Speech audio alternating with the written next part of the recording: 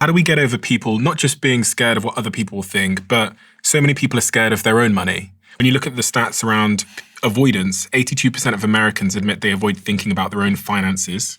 And 1 in 4 Americans have avoided medical care because they're afraid of the bill and thinking about how much it might cost.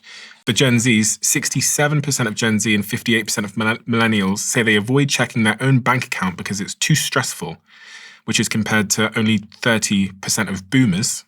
And in terms of mental health, money is the number 1 source of stress for Americans, topping work, family, and health. But just a little bit of confidence to say, you can do this. A simple tip that I think people can do is just kind of figure out how much they spend on a monthly basis. Track your expenses for 30 days, 60 days, or 90 days, and you're going to learn so much more about just your personal habits of what you do. Because sometimes I'll forget that I DoorDash something for $30, or I'll forget that $15 or $20 Uber charge, and I'll just kind of file it away because I'm swiping my credit card. I'm not aware of it. It's like if you're going to the gym and you're not aware of your weight, how are you gonna? Where's your starting point? I like to give people a starting point because then they can kind of have that small step to kind of start working towards their finances in that sort of way.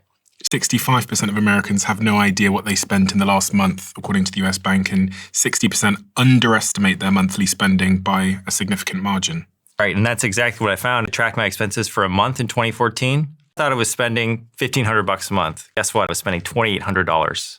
I wasn't making that much. And I was like, how am I off by an order of magnitude of, 60, 70%?